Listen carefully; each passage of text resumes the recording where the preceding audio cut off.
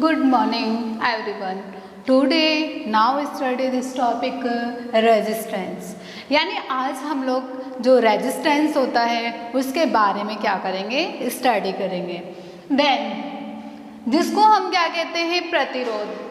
The opposition to the flow of electron that arises due to the collisions of electron with the atoms of the conductor is called a resistance. यानी resistance क्या होता है कि इलेक्ट्रॉनों का ऐसा flow, यानी फ्लो ऑफ इलेक्ट्रॉन, यानी इलेक्ट्रॉनों का ऐसा फ्लो जो मेनली क्या करता है, ऑल पैलेस पर या ऑल डायरेक्शनल पर क्या करता है, फ्लो करता है. उन फ्लो करने से वो जो एटम है एक दूसरे से क्या करते हैं, टकराते हैं. जैसे ही वे एक दूसरे से टकराते हैं तो उनके बीच में एक रेजिस्टेंस क्या हो जाता है, उत्पन्न हो जाता है. देन हम लोग देखते हैं कि माना हमने एक बॉक्स लिया, बॉक्स को क्या करा, एक बैटरी से जोड़ दिया. जैसे ही बॉक्स में इलेक्ट्रॉन इधर उधर क्या करते हैं, फ्लो करते हैं, तो इनके बीच में एक बैटरी से फ्लो यानी चार्ज जाता है. वो चार्ज इन पूरे जो बॉक्स है उनमें एटम के मध्य जो लगता है बॉन्डिंग, उसके बीच में दोनों क्या सभी एटम क्या होते हैं, टकराते हैं. जैसे ही ये एटम टकराते हैं इनके बीच में क्या उत्पन्न हो जाता है, रेजिस्टेंस. तो रेजिस्टेंस ऐसा इलेक्ट्रॉनों का फ्लो है जो कि इलेक्ट्रॉन के कॉलिजन से कंडक्टर का एटम में क्या हो जाता है, फ्लो कर जाता है. इसे हम रेजिस्टेंस कहते हैं.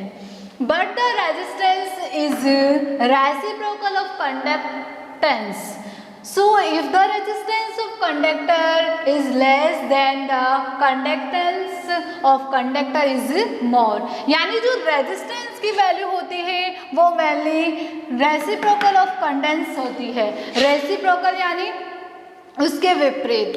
तो ऐसा रेजिस्टेंस जो कि रेसिप्रोकल के बिल्कुल अपोजिट होता है, वहाँ पर कंडक्टर ऑफ रेजिस्टेंस क्या होता है, कम होता है. देन जैसे ही कंडक्टर ऑफ रेजिस्टेंस कम होता है वैसे ही आपके कंडक्टर की कंडेंसिटी क्या हो जाती है, बढ़ जाती है, जिससे आपके इंस्ट्रूमेंट क्या हो जाते हैं, बहुत तेज तेज हवा देने लग जाते हैं. जैसे यहाँ पर अब हम देखते हैं डिपेंड्स ऑफ रेजिस्टेंस, यानी जो रेजिस्टेंस की डिपेंड है वो किन किन पर है. द फॉलोइंग फैक्टर, यानी कुछ फैक्टर नीचे दिए गए हैं. फर्स्टली हम पढ़ते हैं length of the conductor. Resistance mainly सबसे पहले कंडक्टर की लेंथ पर क्या करता है, डिपेंड करता है. Resistance of a conductor is directly proportional to its length. यानी जो रेजिस्टेंस होता है वो मेनली किसकी, कंडक्टर की लेंथ पर क्या डायरेक्टली प्रोपोर्शनल होता है. देन आर डायरेक्टली प्रोपोर्शनल किसके है, एल के. ये हमारी इक्वेशन फर्स्ट. देन अगर हम इस रेजिस्टेंस और लेंथ के बीच में क्या ग्राफ अलॉट करते हैं तो एक सीधी रेखा हमें क्या होती है, प्रोवाइड होती है. देन जैसे ही हमने लेंथ को क्या लिया, एक्स पर लिया, और हमने रेजिस्टेंस को क्या लिया, वाई पर लिया, तो प्रोपोर्शनल है. प्रोपोर्शनल मतलब अगर हम इसकी वैल्यू 1 रखते हैं तो लेंथ की वैल्यू भी 1. अगर हम इसकी वैल्यू 2 रखते हैं तो लेंथ की भी वैल्यू क्या आएगी, 2. अगर हम रेजिस्टेंस की वैल्यू 3 रखते हैं तो आपकी लेंथ की वैल्यू भी क्या आएगी, 3. अगर आप रेजिस्टेंस की वैल्यू 4 रखते हो तो लेंथ की वैल्यू भी क्या आएगी, 4. और आप रेजिस्टेंस की वैल्यू 5 रखते हो तो आपकी लेंथ भी क्या होगी, 5. क्योंकि यहाँ क्या है कि रेजिस्टेंस लेंथ के प्रोपोर्शनल है, यानी अगर लेंथ बढ़ेगी तो आपकी रेजिस्टेंस की वैल्यू भी क्या होती जाएगी, बढ़ती जाएगी. देन एक सीधी लाइन हमें क्या होती है, प्राप्त होती है।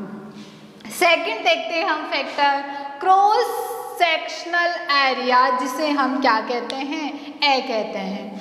Resistance is inversely proportional to the cross section area of the conductor, यानी जो रेजिस्टेंस होता है वो मेनली इन्वर्सली प्रोपोर्शनल किसके होता है, कंडक्टर के क्रॉस सेक्शन एरिया, यानी ए के इन्वर्सली प्रोपोर्शनल होता है। Then are inversely proportional to A, ये हमारी क्या होगा, इक्वेशन 2। देन अगर हम क्या करते हैं, इनके बीच में ग्राफ अलॉट करते हैं, तो भी आपके जो लाइंस है वो पूरी की पूरी क्या होती है, सीधी लाइंस प्राप्त होती है। बट लेकिन अगर हम क्या कर रहे हैं कि इसकी प्रोपोर्शनल यानी प्रोपोर्शनल बनाएंगे तो हमें सीधी लाइंस प्राप्त होगी, लेकिन अगर हम इन्वर्सली प्रोपोर्शनल बनाते हैं तो आपको एक उल्टी रेखा क्या होगी, प्राप्त होगी। यानी जैसे जैसे आप रेजिस्टेंस का वैल्यू बढ़ाते जाते हो, आपके जो क्रॉस सेक्शन एरिया है इसकी वैल्यू क्या होती जाती है, कम होती जाती है। इसी को कहते हैं इन्वर्सली प्रोपोर्शनल, यानी अगर आर की वैल्यू बढ़ाओगे तो ए की वैल्यू क्या होती जाएगी, कम होती जाएगी। Then equation from equation 1 and 2 we get, यानी हम इक्वेशन 1 and 2 से देखते हैं तो दोनों की तरफ आर लिख दिया, प्रपोश ये साइन लगा दिया, ऊपर क्या है L/A, ये हमारी दोनों इक्वेशन से हमें प्राप्त हो गई है।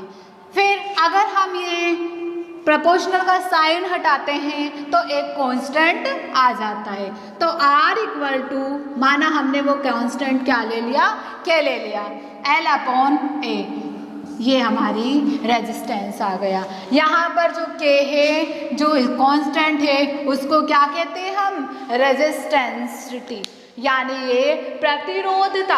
अब ये क्या हो गई, प्रतिरोधकता, कि यहाँ पर R equal to K L/A, ये हमारा क्या हो गया, रेजिस्टेंस हो गया। यूनिट देखते हैं हम किसकी, रेजिस्टिविटी की, यानी K की। तो यहाँ पर ohm into metre square upon metre, 1 metre से मीटर कैंसिल हो गया, तो यहाँ पर K equal to ohm into metre, यानी ये आपकी किसकी यूनिट आ गई, रेजिस्टिविटी की वैल्यू आ गई। आई होप कि आपको दिस टॉपिक अंडरस्टूड हो गया होगा। अगर एनी इसमें कुछ डाउट हो तो आप मुझसे पर्सनली क्या करें, डिस्कस करें। Okay, the nice meeting, bye guys.